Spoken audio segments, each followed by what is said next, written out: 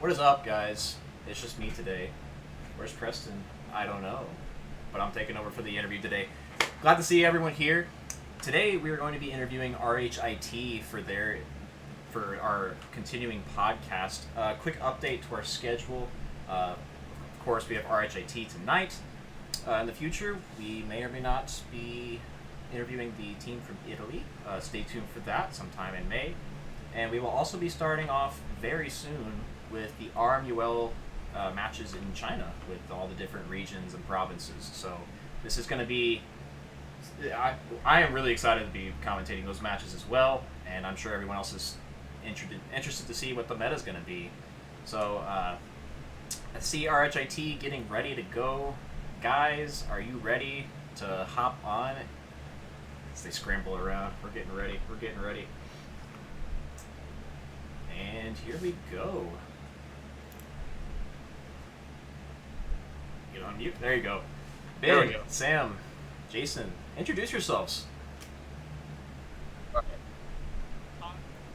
I'm the captain of the team. I'm Sam. I'm the mechanical lead and one of two mechanical members on the Rosalman team. I'm Jason. I'm actually one of the two.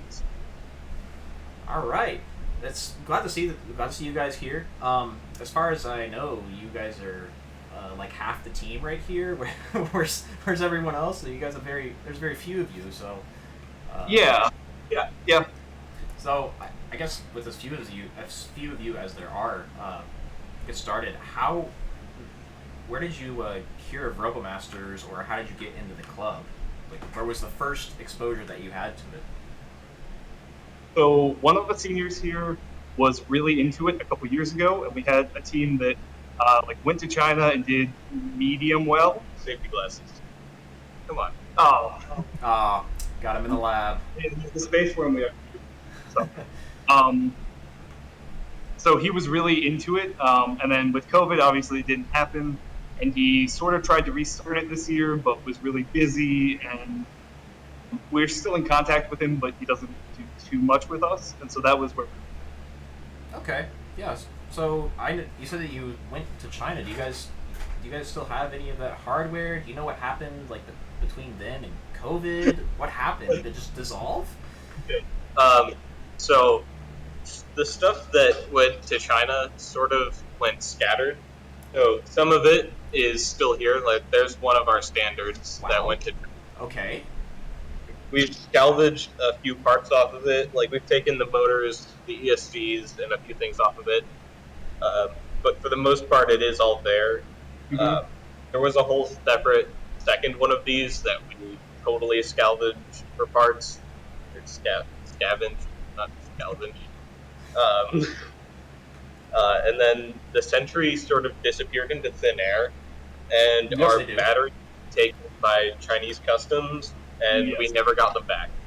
As it happens, I think there's a couple other teams that share that same sentiment. Yeah. Yeah. I'm glad y'all were able to return with some of the hardware at least. I guess that also brings up my next question of like, what kind of struggles have you had as essentially a first year team again, with very few people all trying to work together to work towards RMUL? If I remember correctly, you guys are going to compete in the 3v3 competition? Yeah. We've had so many struggles. So none of the team members previously. Hey, real quick, can you scoot closer to the mic? I think chat's having a hard time hearing you. It's just a little quiet. Yeah. Sorry. So the previous team left us no software stuff, any materials, any anything available whatsoever. Trying to figure everything out. Yeah. As you guys know, there's not a lot of documentation that's in English even on the internet in the first place. So we could have got something with Keel, which did not work. And eventually, at some point, we should have abandoned it actually, and that's just a through our people. Yeah. Yeah, trying to use Kale has been a struggle for a lot of people, and I know people have been trying to make the switch over to a different platform for flashing to the dev boards. Yeah. Yeah. Finally, after a long time, we settled on group and just switching to systems to Ubuntu and Linux. Yeah. Taproot, shout out to University of Washington. I know Texas A&M also uses it. Bless them. It's been so much easier. We've actually made progress since we've actually switched to Taproot. And it's been Yeah. a lot tougher They- to just do everything. I will say the use of the DGI code and then trying to use Kale has been it seems to be shifting away in RMNA. I know there's a couple other teams that have even gone to create their own boards for just trying to, instead of using the dev boards for DJI. But yeah, I'm glad it's working for y'all. What about the hardware side of things? How's that going? What kind of struggles are you guys facing? It's more of a where to start kind of question. Yeah. I guess we can start with when I joined. I joined back in December, which was 3-4 months after the team started. Yep. When the original mechanical lead sort of just up and left. I got no work from him, and he went to pursue other things, and he seems to be doing well in those. Good for him. But he did leave me a lot of work. We had no prototypes, no concepts, nothing for any of the robots. Mm-hmm. It was all sort of Crayola CAD that he kept on his laptop. That's hard to work with. That's hard to work with. Yeah. So we started up, and we're like, okay, what can we do quickly, well, and what's going to be bulletproof? And that's sort of the few ideas that led us to some of our more unique design choices. We have left with us massive chunks of billet. This is a 6x6x3 chunk of 7075 that we've already used half of that. That's a really expensive billet of aluminum. Wow. Yes. And this is just stuff we've been left. So we this in is terms a of 3-inch round by maybe a foot. We have ridiculous amounts of billet material that was just left with us, and that's sort of informed some of our other design decisions. It's using what we have in order to cut down on costs as much. Okay. and really, Sam has been crazy at this. Since way through December, basically every single thing we have come since then. Until then, we had no CAD, we had nothing built, and it's all been him. Can we get a Sam fan club in the chat? Sam fan club?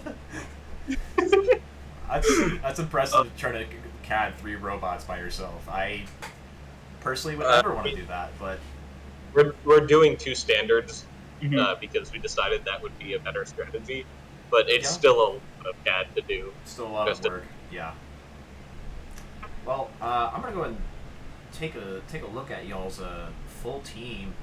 The screen delay is it's gonna make it hard, but we've got, it looks like 9 of you, all standing in your nice business professional. So there's 9 of you on the team. I see 3 of you now. What's like the overall breakdown of who's working on hardware, software, and the computer vision systems? So I guess mechanically we have 2 people. On software right now we have 2 people who are writing code, and then we have one guy whose first meeting was the meeting we took the picture, so 3 days ago, and he's going to start writing code as well. And then everyone else you see, well, I guess obviously I'm here and I just bounce between whatever people need and the emails and things like that. You also handle a lot of the electrical hardware. Mm-hmm. Don't sell yourself short, man. That's what I've been doing. And then we have 2 of our members, Data and Emily, and they do amazing work, reaching out to different companies, asking for money, writing up funding proposals, and managing Instagram and stuff like that. Okay. Emily also handles all of our strategy for matches as well. Fantastic. Yeah. That's kind of a powerhouse of a team right there. Just 9 people, and you guys are still doing what looks like the work of 30 to 40. So, major shout out to y'all. Also, chat, feel free to ask RHIT questions. They are grinding to the end here to try and make these robots for 3v3. I'm sure there's plenty of questions that we have for someone that's brand new, essentially brand new to the scene again. But yeah, we're glad to have y'all. Right behind Yeah, that. I mean, It's coming along. We're waiting on some stuff from Offlon. Those are some goodies. She's a beaut. That But is yes. a big robot. She's a beauty. Yeah. What are the what's the mechanical advantage there of what looks like those spikes? Intimidation is number one. Looking good. You heard it here first. You heard it here first, guys. To chat, intimidation's number one. Yeah, I mean, our mascot is Rosie the elephant, and so our robot is elephant-esque, Yeah. Elephant inspired. inspired by an elephant. Yeah, I can see that. If you had an elephant design a robot, it would look something like this. Oh, thank you. I guess I'm an elephant now. New we got a new mascot, or not even a mascot. Get a new a suit for Sam over here. He's gonna wear an elephant costume. Oh no! Please don't stick me in the rosy costume. Put him in the rosy costume, guys. I got someone asking what's the gear ratio on your yaw motor. I need to. Oh, you have my laptop. We're interviewing on my laptop. If you ping me in the RoboMasters NA Discord, I will tell you.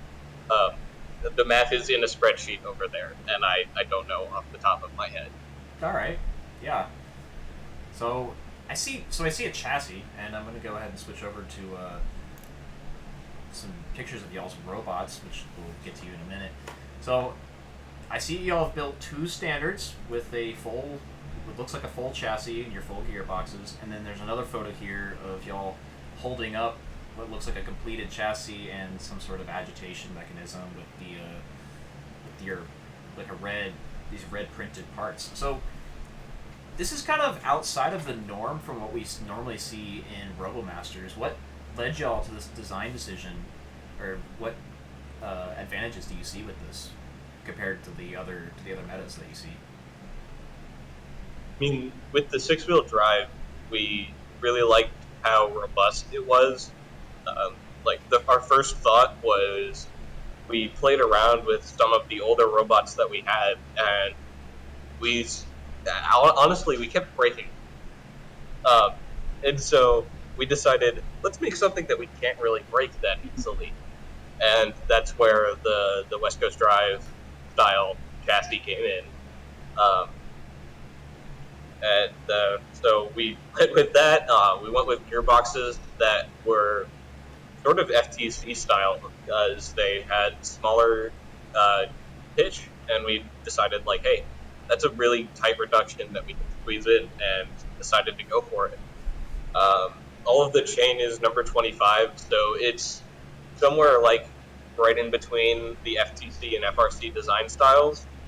But what we do know is it's wicked fast, and that's what's important. Dang, I forgot to put the video in here. I remember there's a video floating around of one of you holding on to the drivetrain while someone is on roller skates. Yeah, that's out there. Yep. Chat, if someone could find it, link it, find it. I think we all need to see that. I don't have it on me right now. We can send it. Yeah, well, We'll send it to you. We'll send it. That also was what, 60%? Yeah. yeah. So that was 60% of the power will be remained. 60% of the power. Wait, that was 60% of like what you can That use was- for your chassis power. That was 60% of the speed. Oh man, and you were dragging a person behind it. Yeah. Guys, watch out! The RHIT might be driving at you pretty fast. It is. Yeah. We can confirm it's the robot at Wilson. And we also have some FRC team.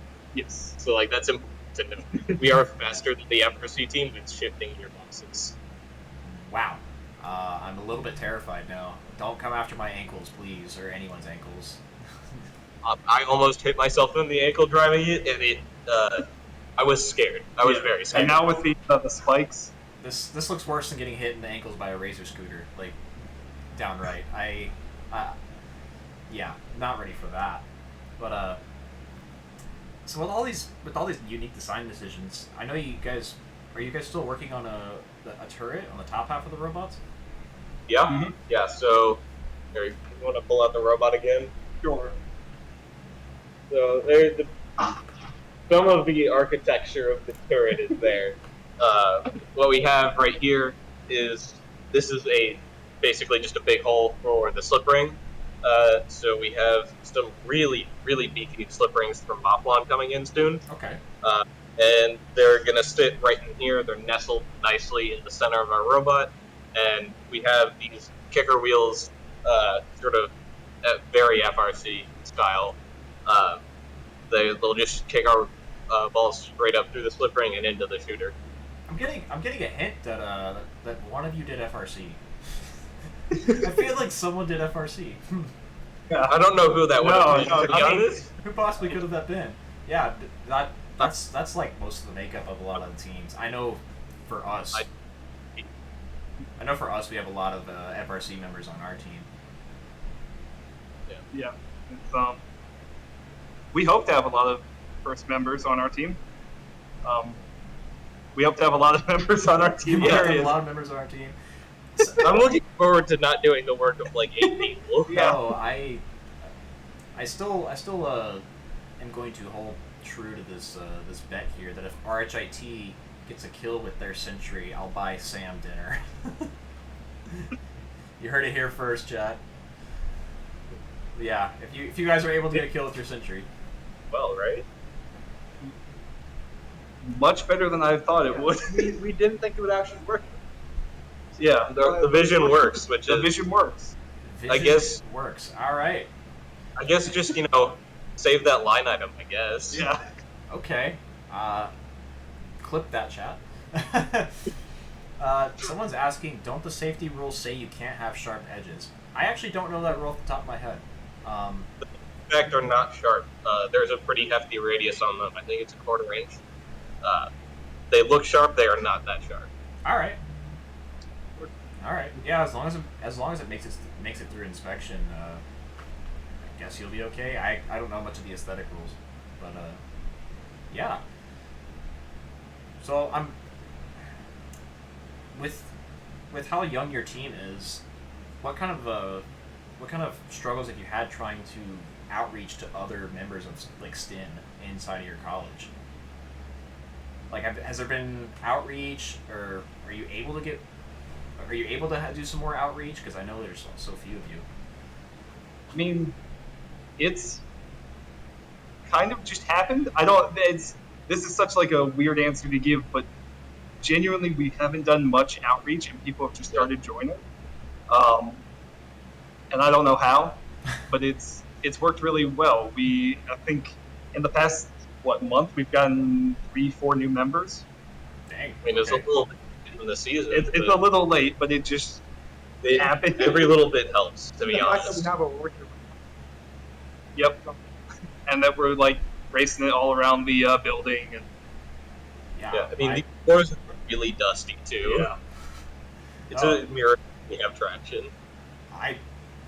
I'm still like just in shock that you guys are able to build 3 robots in a couple months and are still like you have working vision, which is a little terrifying. I mean, you say you have working vision. I'll roll with it. It's Don't get it's too partially working. Yes. I think the answer to that is like just Rose kids are sort of built different. Yeah. Best engineering school in Indiana. Engineering school in Indiana. Okay. You is like small potatoes, man. Well, I know you guys are going to be coming into RMUL swinging hard. Yeah. Do I have I heard of a rivalry with another certain school that you guys are looking? Another Indiana-based school. I don't know if it's so much as a rivalry as a steamrolling, right? Really. Another Indiana. Purdue, I don't think poses much of a threat to us. Oh, those are quite those are some fighting words there. Those are some fighting words. I will tell you, Purdue has been around for a while. They've been around for a while. Oh, I don't know. They have 70 active members and are building 1 robot. That seems like they're not really pulling their full weight. Jeez, Sam. Jeez. Ooh, no, I mean we do love Purdue, but we are going to destroy them. All right. Yep. Probably not the first time you've heard that chat, but you heard it here again. We have contractually basically put ourselves into a position where we have to beat Purdue. It was our closing argument to get funding. It was we need this money to beat Purdue, and it got claps. Yeah. People clapped when we said. Oh, well, okay. If it works, it works. I mean, I can't really say much about that. Max, if you're watching right now, you heard it here. You guys have you guys got a team coming after you. I mean, just a Yeah, little bit. Max is in the chat. Is he? Yeah, he's in there. So, I want to switch to another photo. Looks like y'all have some pretty good conversations regarding the amount of money that you're having to spend on your robots and on your team in general. And I keep hearing stories of like, we need funding. Okay, we got funding, but they don't like it. They don't like that we need funding, but they give us money anyway. What's going on? How are you guys getting funded right now? Because this is a lot. Yeah, so basically where we're at, we get a small amount of budget from from the group that sponsors all of the competition teams on Rose. At Rose, we get a small amount of money from them, and then we get another bit of money from our student government. And I don't know. I think it totals up to $6,000. Yeah, without us really pushing money. Mm-hmm. And there are budget cuts, so next year we'll receive less just based on something. And then apart from that, this year there was obviously a lot of expenses we had, like first-time expenses, the batteries and the biggest. Jetsons were the big two. Yep, and Yeah. so we. I gotta agree with the Jetsons on that. They are very much over MSRP right now, and that's hard. that's hard to get those. Yeah, and so we put in an OTFR one-time funding request, which is something a lot of teams do here to get an additional amount of funding, and we did get that. And so I guess. Yeah, say the number. Yeah, so our total budget this year with all the sources of funding, but without any travel expenses yet, has been $20,400, just about. That's wow. So It's like a lot of money, but a lot of our expenses add up. Like I think we've blown through at least $2,000 of water jet charges. Yep. Jeez. Yeah, that's a lot of granite or not granite. Yeah. Excuse me, garnet to be using through in your water jet. Yeah, we were water jetting basically all day yesterday. Mm-hmm. Been busy. Yep. So I'm gonna, I'll try and shift it away from talking strictly about robots. Let's talk about y'all and as a team. So Okay. I'm gonna hit you with the classic interview question of where do you see the team in 3 to 5 years in RoboMasters? What do you guys? Do you want to go to RMUC? Do you want to do the technical challenges? Do you just want to outright win RMUL? What's the outlook here? So I think this year, how we do a competition, and especially how many members we get at the start of next year, how interested people are, a bunch of different factors are going to sort of dictate how that goes. But for me, at least, I know our goal would either be sort of becoming one of the more dominant teams in the NA competition, or maybe going overseas. I know. But yeah, I know for a fact that going to China is like that's the goal there. That's what everyone wants to do. That is going to China is like something we expect to happen for our senior year, maybe. We are hoping. Our next 2 years are big deciding factors. Wait, hold on, pause. Your senior year, are you all freshmen? Yeah. Yes. Actually, every single person on our team is a freshman. Oh man. Okay, so all of you are freshmen. Yes. We're Yeah. building 3 robots. and are getting as much funding as you can, and you're hell-bent on beating Purdue. I like where this is going. I like the story arc, guys. I like the story arc. Oh, they're gonna make an anime about us. They're gonna make an anime about us. Okay. But so in 3 to 5 years, you want to make it to RMUC? You think you'll try and win RMUL? Think you Certainly nice. It would be nice.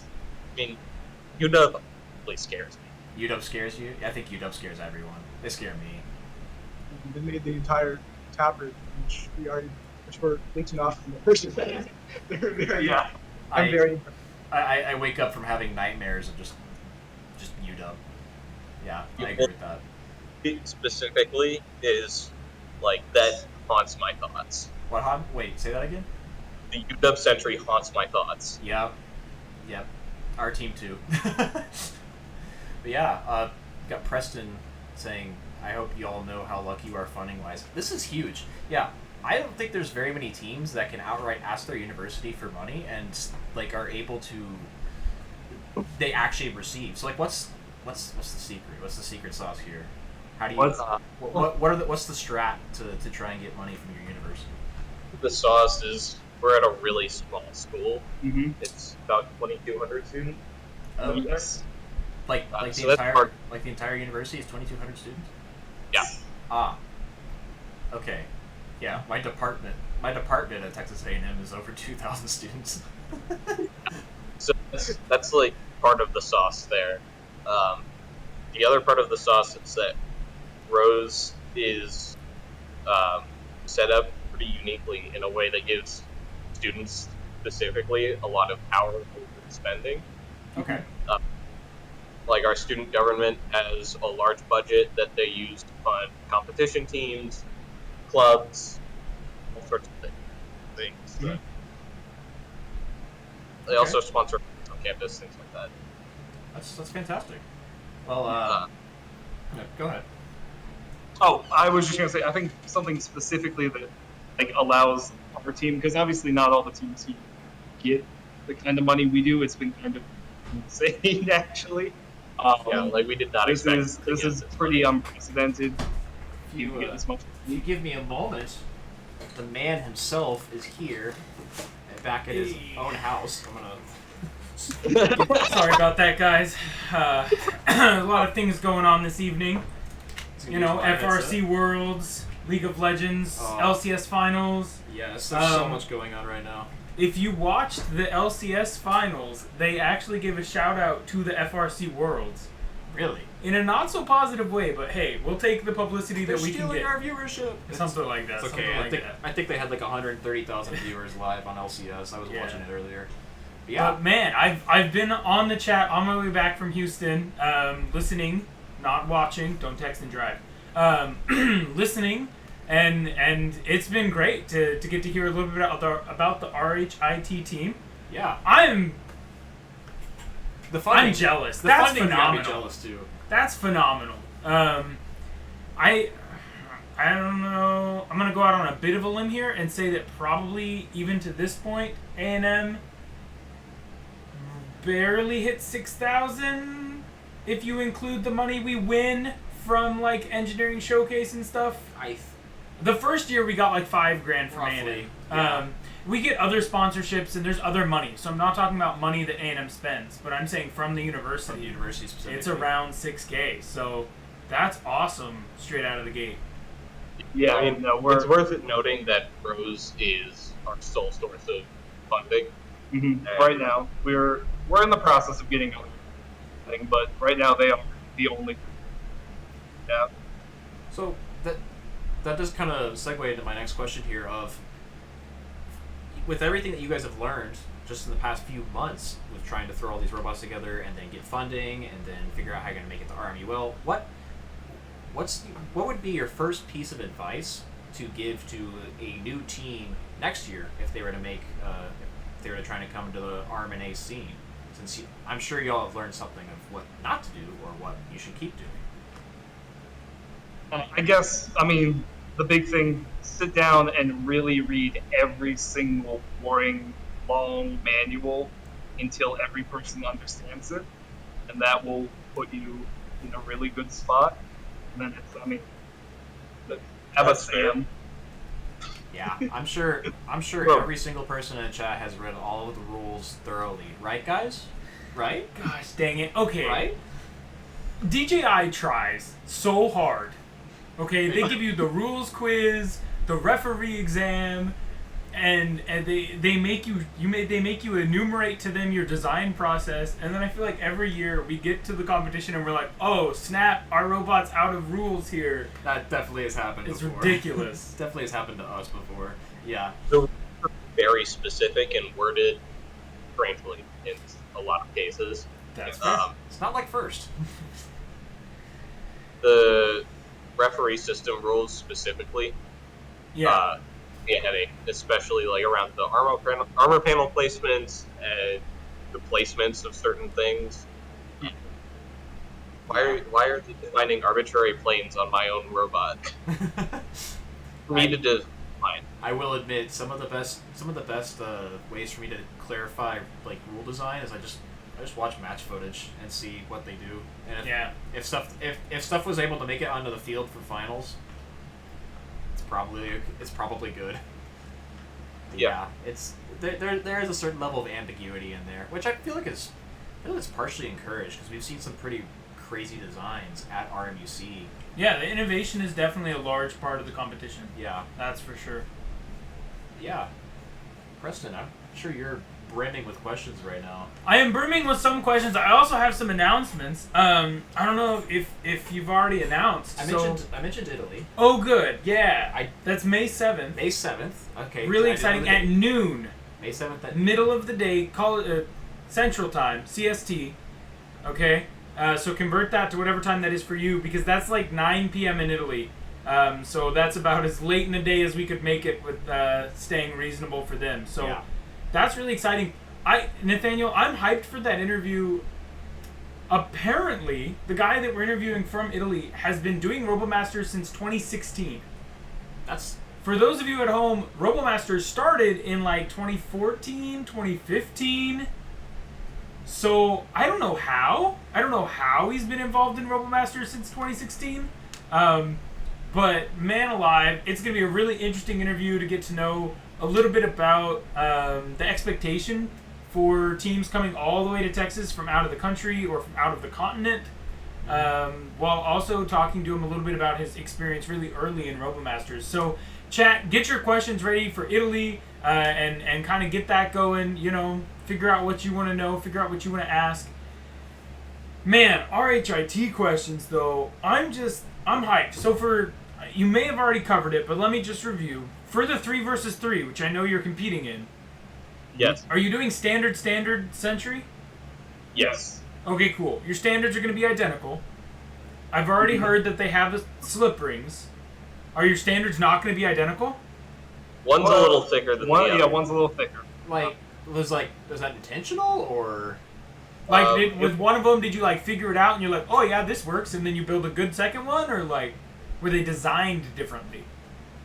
No, they're the same design. Mhm. They're built a little differently. Okay. Cool. Yeah.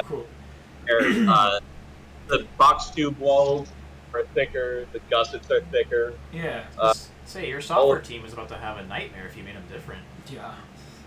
Yeah, no, they're mechanically pretty identical, Yeah. but when it comes to manufacturing, like the belly pan, the gussets, and the wall thickness of these tubes are all. Have you already talked about turret design? Uh, Turret feeder kind of stuff? I asked Sam, and I think he told me as much as they wanted to. I think the Is it top fed or bottom fed? Bottom fed. Bottom it's fed. That's Oh. true. Ooh. Anti-gravity. Gravity's not your friend. Very cool. This is the opposite of our friend. We're just giving the shooter a little bit of extra help with a kicker right there. Yeah, I heard about the kicker, which is what made me want to ask about bottom fed, top fed. That's Yeah, it interesting. I'm hyped to see it. So for those of you may not be well acquainted with the DJI bots. So DJI manufactures a couple of their own standards for lots of different purposes, but those ones are bottom fed. So I've had a little bit of experience driving, shooting, playing around with bottom fed standards. You'll notice a lot of teams end up transitioning to top fed just for reliability or honestly efficiency of ammo in RMUC. In RMUL, not a big deal because you can just get your jam-pack ammo in there, right? In RMUC, they're like, hey, you're paying for the pellets when you get them, not when you shoot them. And so a lot of the teams wanted to reduce the number of balls in the ball path and some considerations there. But obviously those don't apply for RMUL, so I'm really excited to see that bottom fed standard. Can you show me where the slip ring connects? Yeah, the slip ring goes right in here. Yeah. Okay. That match there is for a pretty large slip ring. Yeah. That is going to be How many wires? 30 something. Oh my gosh. You're going to be passing signal and power. Okay. Yeah, that's a lot. I think. 20 something signal wires, 10 power wires. Yep. Yeah. That's pretty close to I think what a lot of teams are doing right now. Yeah. You found and that's with one slip ring, correct?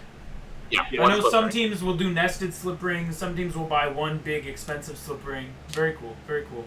I wanted to ask about the connection ever since we saw that decapitation in the 1v1 footage. I don't know if y'all have seen that last year. Oh my gosh, we didn't stream 1v1s. Chat! Most of y'all haven't seen this. There was a 1v1 match. There's a video. I think I took that video. Yeah, someone from Tamu, clip it, throw it somewhere, put it in the NA Discord. Two of the teams are in the 1v1 arena, and while they're competing, the entire turret assembly of one of the robots gets snapped off. And just its head is sideways. But the matches do not stop in RoboMasters until the objective is finished or the time runs out. Steven has the video. Nitrogen 05's got the... Who is Nitrogen 05? I honestly It's gotta be someone. Nitrogen, drop your name, bud. Let us know. Or stay anonymous. Drop the video in the group chat. RHIT wants to see it. We gotta make them paranoid about it, too. But the robot... The tragic part is the game doesn't stop till the time runs out or the robot's dead. So the other team had to sit there and shoot the decapitated robot to death. Because it... Like, everyone's like, okay, like, they lose. Just stop. But, like, it's not... So the pilot literally had to just sit there and shoot this dead robot. I'm pretty sure that match was between TAMU and Monterey. Yeah, we are the killers of the crippled robot. Yeah, yes. I did. Hello, Isaac. Thank you for being here all the time. I appreciate it and all of your comments. I just didn't know who Nitrogen was. Yeah, I'm. Oh, it's Isaac. Hi, Isaac. Isaac-CU. Isaac-CU. That is him. Yeah. Legend. Oh wow, y'all. I feel like I blew through my questions today. It's good. It's good stuff. I love that you just have your robot. It's wonderful. What is the giant black cylinder on top? Just the turret pulley. It's nothing exciting. Oh. Oh, it's a Versa pulley. Okay. So your turret, your yaw is gonna be pulley, not direct. Yeah. That's how you got away with a single slip ring. Yep. Very cool. Very cool. Nathaniel had a hand in designing a hero that tried to do something similar last year. Wasn't that special, Nathaniel? It was. You could call it special. It was many things. Functional was not one of them, but yeah. So part of the reason these pulleys are in fact so big is so we can get a lot of belt wrap, and we're using a pretty coarse pitch belt. Are they printed? Yeah. Oh, you printed your pulleys. Okay. Yeah. They're printed in. You are walking down the cursed path of Nathaniel. Wait. Not exactly down the path. No, this is way better. No, this is way better. Okay, it's a similar path, not quite as cursed. Our team may or may not have in the past tried to print gears. Yeah. Okay. It's just all sorts of bad ideas. Yeah, terrible. Innovation that excites. Don't worry. Yeah, about you know, it's good. It's good stuff. Fearless on every front. Front. But that's cool. That's neat that y'all are using pulleys. Give it a little spin for me. Let's see what else we notice. Isaac is mentioning that a second robot also decapitated. Yes. Monterey's robot did have some decapitation issues, I believe. Oh, Ben's doing a... That's a very nice pirouette. I feel like normally we wouldn't do this, but y'all's robot is like, it's gonna be a one of a kind at RMUL. Yeah, you're not gonna. it's you're very probably not exciting. ever gonna see another robot. Is it like 400 this. millimeters tall? Are you going? Because it's 400 by 300 by 400 is your volume, right? Yeah, it's not 400 tall, but we are pushing the limits of the length and width. Yes. Right, but so I'm saying you get to pick whichever of those dimensions you want for each dimension. Are Yeah. you assigning your 300 to the height or to one of your XY dimensions? It's to the XY dimension. Yeah, So, like, that's what I thought. Yeah, when you hold it up, it's not square shaped. This is a great. I just love the innovation. I love the difference here. I think This a is- lot of teams are starting to go in this direction as a transition to the really tiny cube robots. Yeah. This is what happens when we haven't like seen RMUL robots. It's before. good. It's good. It's so good. I We just decided to go our own path. Yeah. no, this is great. It's a bold, but I love to see it. 400 tall does some nice things for you. It gives you a lot more freedom in that stack. Because, I mean, you end up with a stack. You've got your slip ring. You're going to need some sort of yaw motion. You're going to have to put balls somewhere, whether they're below or above your turret. And you don't want to pull them a lot out of line in the Z component. So I would definitely say that as a former standard hardware lead, 400 tall is not a bad idea. 10 out of 10, I'm here for it. So, I actually didn't know that it was something we could arbitrarily decide. I sort of just assumed it was length with height. I so- think it still is linked with height. I think they've changed it back and forth a little bit. The I'm- rules are again ambiguous at times. it wasn't like that last year. If it's changed since, last year we were 400 by 400 length width and 300 tall. And that's how we were. That's how we've been every year. Every year that A&M has competed, it was 400, 400 length width, and then 300 tall. Yep. Okay. Not Even year one, it was a big deal. I feel like this podcast is really just me talking about all the times I screwed up when I was on a team. But we showed up with a robot that was almost exactly 400 millimeters long, and then they said, "Here are these armor plates. Please put them on." And so our armor plates both stuck out the 400. So we had to like re-drill holes and like set them. It was a mess. But very cool. And then for your flywheels, that's another area where there's a lot of variation in the teams. What kind of motors are you using? we're using 3508s. Okay. Okay. That's where a Popular lot of choice. teams are going this year. I like it. It's cool. If you look at RoboMaster's footage from 3 years ago, 2 years ago, you'll see every team using the Snail DJI drone motors for their projectile launching. But a lot of teams now, both in North America and in the Chinese regions, have started switching to 3508s. So Chat, it's cool. Chat, just a reminder, if you got any questions, please bring them out. I'm sure RHIT would love to answer your questions regarding. Happy to answer questions for quite a while. We do have that one, that last thing we sent you. Yes, there is Yes. there is some more images that we have sent. Yes. And- Yes, I do remember this. Hold on, I gotta figure out how I'm gonna do this live. Oh, are you trying to stick images in live? Yeah, Oh boy. I don't know how I'm gonna be doing this. I got you. You take Where's it. the image? It's still in Discord. Okay. Oh, never mind then. That's not happening. Okay, well, we'll 'Cause- post it later. I've never mind. Here we go. There we go. We'll bring that up real quick, guys. Well, Preston's pulling something. Preston? We're doing some crazy stuff. Don't worry. There it is. This That's the video right here. Yep. Oh boy. There's the video. The video, and then the text message. Yes, should be a text message from Jake that's very important. You know, We'll I forgot- see how many of these we actually pull for you.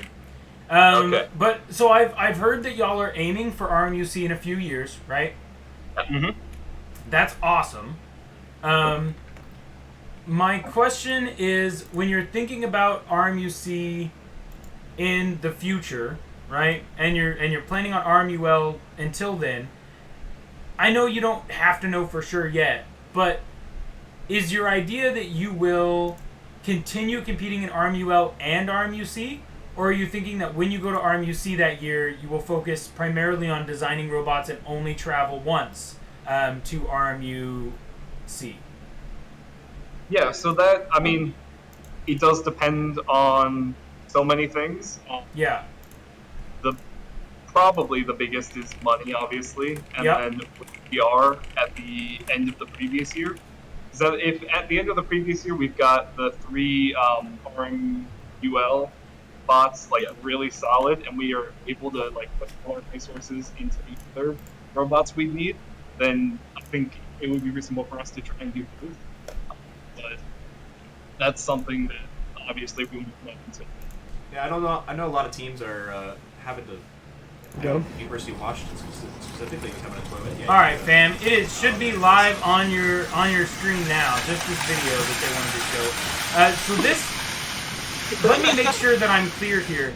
This is the robot pulling someone. Yeah. Let's hit a replay on that real quick. That's not the person getting pushed, or that's not the person pushing the robot. That is the robot pulling the rollerblader. Yeah. He figures what? Yeah, that's probably 140 pounds. And I mean, you can see our tires are slipping the entire way. Yeah. We are limited by the surface, and we're only running 60%. I still can't wrap my head around the fact that was only 60% power and he was zooming. Yeah. Yeah. I mean, we can. So have you considered that maybe you're over torqued and under speed? I mean, you don't ever need to get close to pulling 140 pounds, but your only agility and speed limit is power. So, if you've got that much power efficiency where you're not going over your power limit and you can pull 140 pounds, why not RPM up and torque down, right? And then just zoom. It's something we'll play with. It's an idea. Good player. Because I've seen some images before and heard y'all talking earlier. You're gearboxed already on those, right? So you'd just be simply changing your gear ratio. So you could have different sets of gears if you wanted. You could make probably 2 feasible configurations to bring with you and just be like, hey, I mean, you could test a bunch without having to change your robot much at all if you've got, I heard you talking earlier about water jetting. So making your own gear configuration should be relatively doable and pretty cheap. We got a question real quick from Zodland. Am I saying that right? Zodland. They want to know what's your plan for the Century. I know we've poked around that a little bit, but what's the plan for getting Century fielded? Is it a cardboard box with armor plates? That does work. This is sort of where I come clean a little bit. I've been focused entirely on the standards right now, and so the Century is something that I am actually designing tonight in its entirety. Yep. Sam is going to design the entire robot tonight. That's not a joke. We have no design done. Well, I know it's not a joke. That's what worries me. okay, here's the tip. I don't know if y'all watched our other podcasts, but here's a tip I think I gave UT. If you're trying to build your Sentry really last minute, remember that it's legal to put your turret on top of your Sentry. So you could feasibly, if you wanted to have a Sentry that shoots, because a lot of first-year teams will just build a box that's alive, and that's great. So much better than having nothing. But if you want your Sentry to be able to attack, you can just build a box that survives and then literally decapitate your own standard, stick it on top. And then it might not be mobile or anything, but it's there and it shoots. Yeah. I mean, that is honestly the plan. We are going to take the hardware off of the standard now that we've designed it and started putting it together and are happy with it. We're going to take that and we're basically going to stick it on a Sentry. That's basically what our plan was for the last month while we worked on the standards. So now that those are pretty polished, we're happy to where we can put that on a Sentry. Yeah.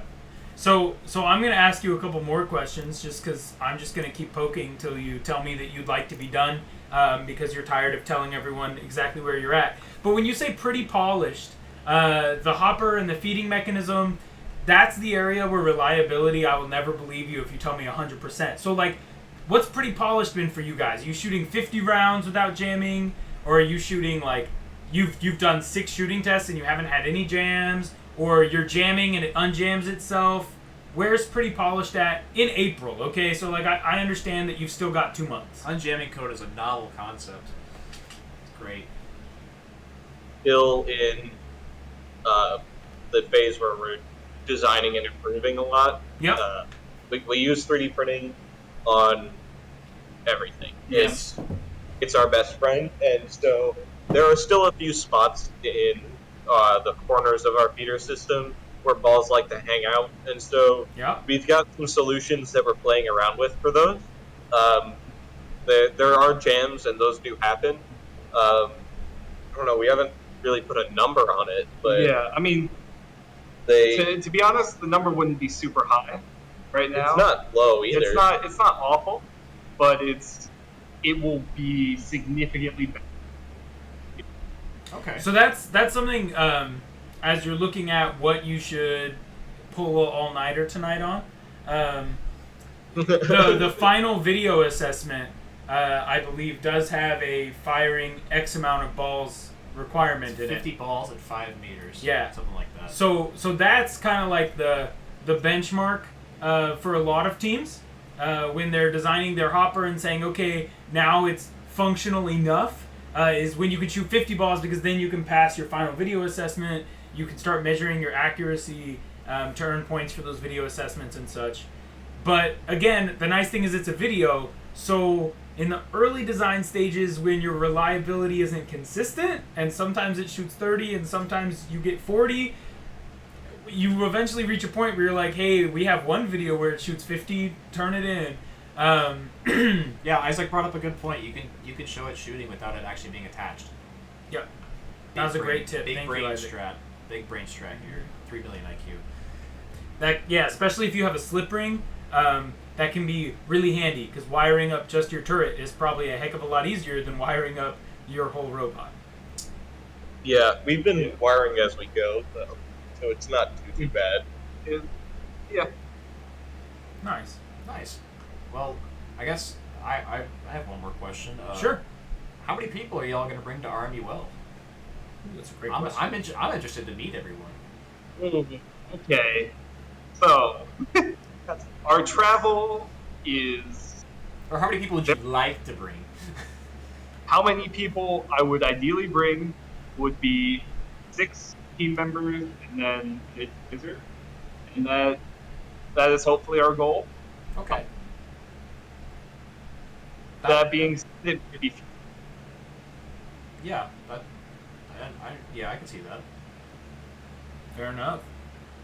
That's Yep. cool. That's cool. Have you all talked? I know there's some competitiveness, but have y'all talked to Purdue? I That did bring seems a kinda Purdue convenient. Yeah, earlier. I heard the competitiveness. Okay, I dropped some O snaps in the chat. I heard the, but now we're moving from the contentious side to the, hey, we're coming from close places to far away place. Would you like to travel somewhat together? Like, are y'all shipping? Have y'all considered shipping? I don't know how far are y'all from Purdue? Am I being stupid? Like, what, 3 hours drive? we're 3 hours drive. I mean, But- I don't know if it's something y'all have talked about or looked into. I don't. Luckily, blessed for me, I've never been on the operations side of RoboMasters, so the only time I ever shipped a robot was in my suitcase. But I don't know if y'all have talked about maybe shipping all of your robots with Purdue in a large freight thing, or if y'all are just putting it in suitcases like the good old days, or I don't know. 3 hours isn't too bad. No, I mean, our plan for getting everything there is, and for a lot of reasons, this is it, and I am not particularly happy with the final solution, but we're going to rent a car in Terre Haute and then put 2 people and all the robots in and all the tools. Bro, so that's what I'm saying. You should hit up Purdue and say, dude, throw us $200, we'll ship all your robots for you.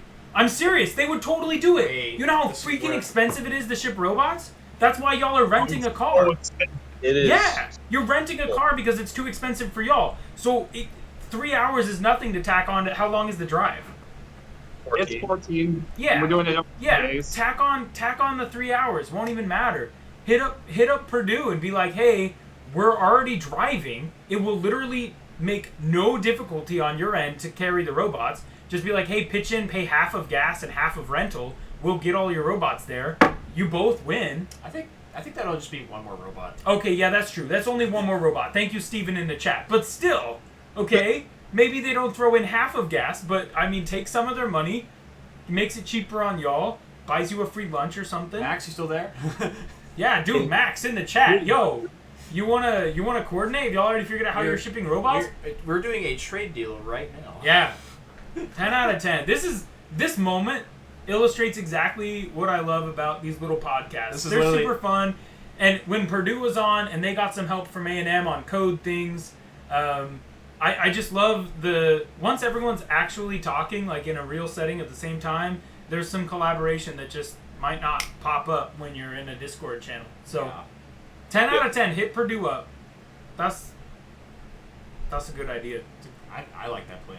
And I think there are still a couple people that may be able to accept robots here locally if you wanted to ship it to someone. Well, I mean, they're driving it. That's chill. true. Yeah, just Yeah. drive it. Just drive it. 14 hours isn't too bad. Drive it, but grab the other robot for sure. Yeah, I mean, Man. they'll just drop it off. Yeah, make them drop it off. Heckin' yes. Be like, yo, we'll drive your robot, drop the robot, and $100 cash off. Small bills only. And then drive it down there.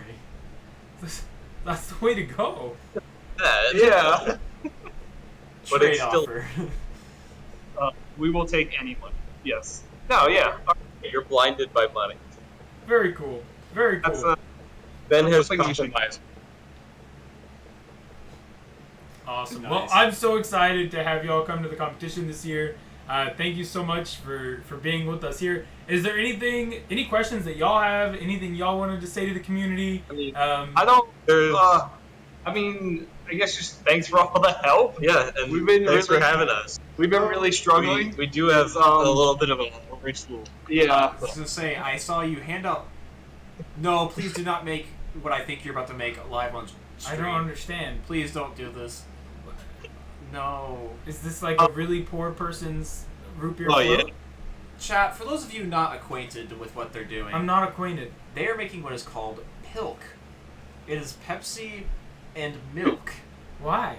I Does it curdle? What happens? No. Really. I That's why it's important to show that text. There's an important. Oh god, there's milk everywhere. I'm actually debating whether or not we just switch. Wait. Your school gives you funding and lets you make Pelk in your workspace and wear rollerblades in your workshop? I wasn't gonna say anything about that first, but like, I mean, I'm debating whether we just cut this. goodness We gracious. just cut it right now. Chat, can we get some F's in the chat for the milk? It just got Pepsi poured all over it. Does Pepsi have citric acid in it? I don't know, man. Oh, hold on. What the Read fuck? the- All right. Well, on that note, Oh my god. oh. I don't know how to respond. Chat, to this. thanks for being here tonight. I know there were a million other things. I appreciate you guys being here. Remember, May 7th is our interview with Italy. I believe the University of Washington will be streaming their scrims coming up here pretty soon. So go ahead and watch that as well. That's coming up. Get hyped for that. It'll be streamed on this same Discord channel. So that's really exciting. I think that's all the announcements for now.